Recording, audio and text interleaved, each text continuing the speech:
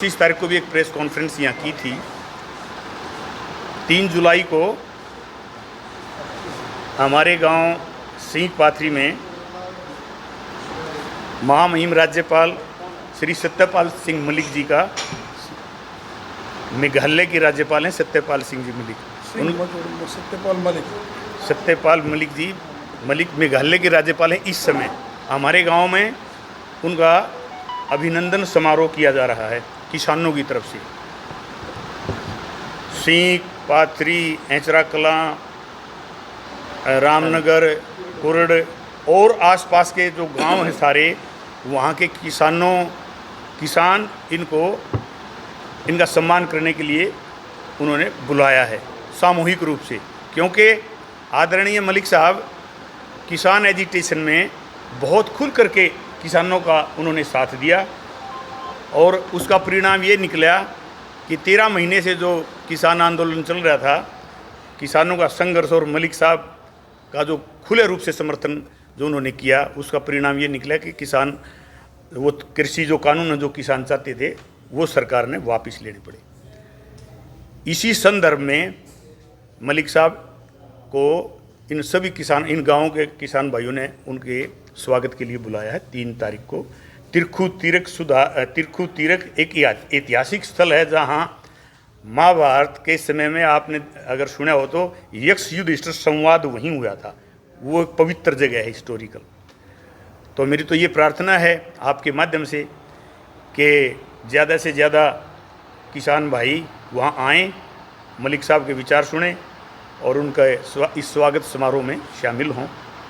और जो आप बात कितने बजे का टाइम है? समय 11 बजे का है और वो सिस्टमेटिक ढंग से जैसे उनका स्वागत है वो सारा सिस्टम, यानी 1:30 बजे 2 बजे के आसपास प्रोग्राम 2 बजे तक चलेगा। जो किसान नेता थे यार, डोल पे बैठे थे, सोनीपत सब जिलों में बैठे थे, तो कुछ किसान नेता भी स्वागत करेंगे क्योंकि वो एक शख्सियत है। हमने तो अनाउंसमेंट किया है, ठीक है ना। तो किसान नेताओं का प्रोग्राम है तो किसान क्यों नहीं आएंगे? किसान तो आएंगे जरूर। और पूछो। मलिक साहब का कितना कार्यकाल बताया है एज गवर्नर? अच्छा, मलिक साहब का जहाँ तक मेरा नॉलेज है जी, गवर्नर मेरे ख्याल में 4 महीने बाकी हैं अभी। उनका कोई राजनीति में आके किसानों का भला करने का भी? देखिए, जैसे मेरी मलिक साहब से बात हुई है, मैंने उनके कई प्रोग्राम अटेंड किए हैं। पीछे अप्रैल में हनुमानगढ़ और सिंगरिया में प्रोग्राम था। मलिक साहब केंद्रीय मंत्री रह चुके हैं, MLA कई बार रह चुके हैं उत्तर प्रदेश में, और गवर्नर अब फिलहाल गवर्नर हैं और 5वीं स्टेट के गवर्नर हैं इस टाइम मलिक साहब। आपके नॉलेज के लिए बता दूं, सबसे पहले मलिक साहब लगे बिहार के गवर्नर, फिर लगे शायद उड़ीसा के, फिर जम्मू कश्मीर के, फिर गोवा के, अब मेघालय के गवर्नर हैं। तो उनका ये कहना है कि मैं तो राजनीति तो बहुत होगी, मैं तो अब अगली लड़ाई किसानों के लिए लड़ाई लड़ूंगा, अपने किसान भाइयों के लिए, राजनीति से बाहर रह करके। ये उनका कहना। वो तो ओपन सरेआम स्पीच देते हैं पब्लिक मीटिंग में, यहाँ भी ऐसे ही बोलेंगे। आप देखना, आपने पहले भी उनकी अगर क्लिप देखी हो टीवी में, अखबारों में, वो ये बात स्पष्ट करते हैं। उनका फोकस कहीं हरियाणा पे तो नहीं है या पूरे स्टेट के जितने भी किसान हैं सब राज्यों में?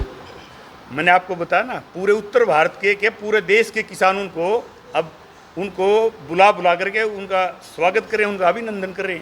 अभी पीछे जयपुर में था किसान और सांसद के नाम से, अंतर्राष्ट्रीय उसके नाम से।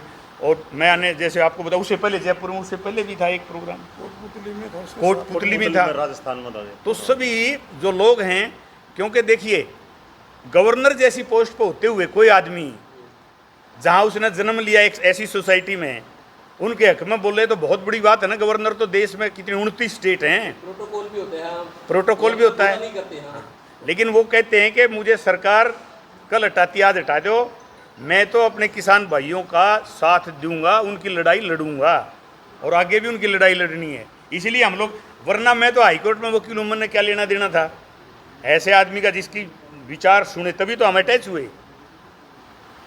तो उनका एकमात्र एजेंडा है कि अभी तो MSP वगैरह बाकी है, कोई पार्टीबाजी की कोई बात नहीं यहाँ किसी प्रकार की, और सरकार ने वायदा किया हुआ है।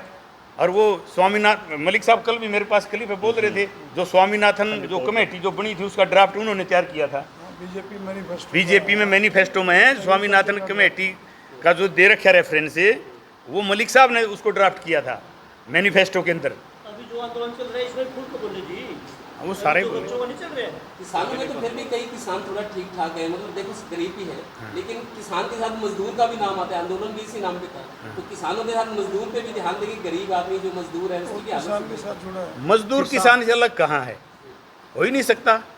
मजदूर का घर तो किसान से चलता है, मजदूर का घर तो किसान से चलता है, किसान मजदूर किसान से अलग हो ही नहीं सकता।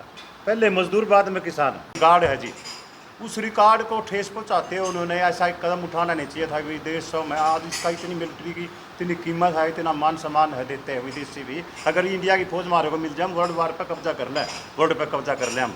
विदेशी वैसे बोलते हैं कंट्री। तो इंडिया की फौज इतनी ताकतवर है, एक हफ्ता तक बगैर पानी दाना खाए लड़ाई लड़ सकती है। और उसके साथ उसके सम्मान के साथ ठेस पहुँचाना, ये हम तो कहें अच्छी बात नहीं।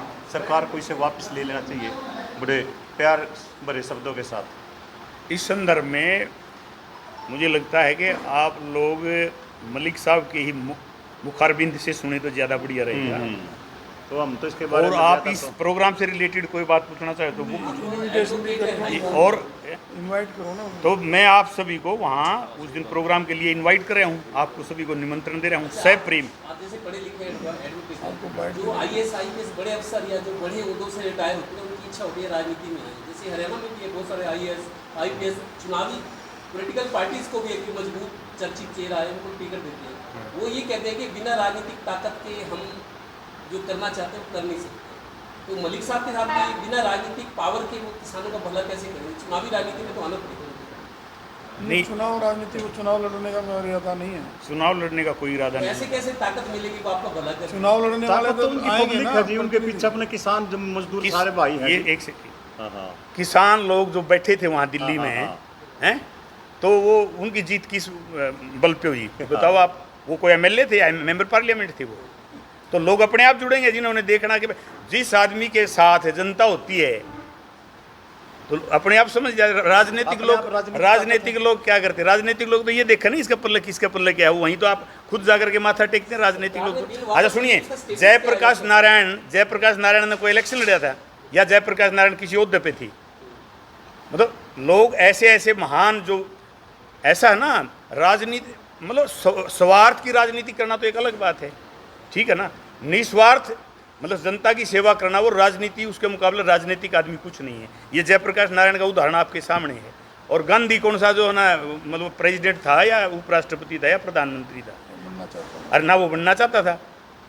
और मतलब जब जनता पार्टी की गवर्नमेंट आई, जयप्रकाश नारायण अगर चाहता तो वही प्रधानमंत्री बनता, लेकिन उसने तो नहीं चाहा भाई मैं प्रधानमंत्री बनूं। आंदोलन में किसानों की जीत हुई, सरकार ने वापस विड्रॉ कर ली बिल। अब उसका स्टेटस क्या है बिलों का कुछ, ताकि किसानों को बता दो हमारे वो तो आपको पता, उन्हें पार्लियामेंट ने रिपील कर दिया, उनको रद्द कर दिया। रद्द कर दिया। Those bills were introduced in the parliament for repealing, and that have been repealed by the parliament. Outrightly repealed Yes, now. but now the question is, the remaining question of MSP is still pending. Implementation. Yes, still pending, because the BJP government has introduced in his manifesto specifically regarding the MSP or Swaminathan committee. हाँ जी, हाँ जी, हाँ जी, चडूनी का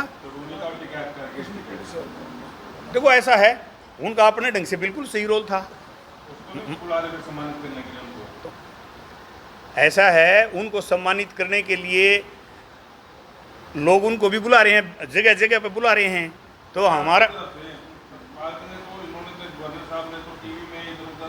जनसभा में बात की होगी, उन्होंने तो पूरा 1 साल 1.5 साल वहाँ पे बैठ के जनता के बीच में तो खुद ही शामिल है। वो खुद ही शामिल है इसी के अंदर, तो लोग बुला रहे हैं उनको भी, उनका भी सम्मान करें किसी दूसरे प्रोग्राम में उनको हैं। हमने इंडिविजुअल न्योता किसी को नहीं भेजा, इंडिविजुअल न्योता हमने किसी को नहीं भेजा, ठीक है ना जी। हमने तो किसानों के ढंग से, किसान जो लोग हैं वो इनको सम्मानित कर रहे हैं। जो किसान जो समझे मैंने किसान के घर में जन्म ले रखा है वो आओ, हमने तो ओपन इनविटेशन दिया है और आपके माध्यम से भी हम करे हैं। वो बड़े नेता समझते ना अपने आप को, बिना बुलाए थोड़ी आएंगे। नहीं जी, देखिए ऐसा है, वो भी एक आम पाथरी गांव से, हमारे पाथरी गांव से वो लड़की है कमलेश डांडा, वो मंत्री है इस गवर्नमेंट में, हाँ उनके पिताजी हैं। मेरे से पाथरी वाले पूछने लगे कि जी क्या उनको आप बुला रहे, हम उनको बुला लें? मैंने कहा बुला लो, हमें क्या एतराज़ है, उनके पिताजी चाहें तो वो बुला लेंगे। तो हमें किसी प्रकार का कोई एतराज़ नहीं है, लेकिन ये पॉलिटिकल स्टेज नहीं है।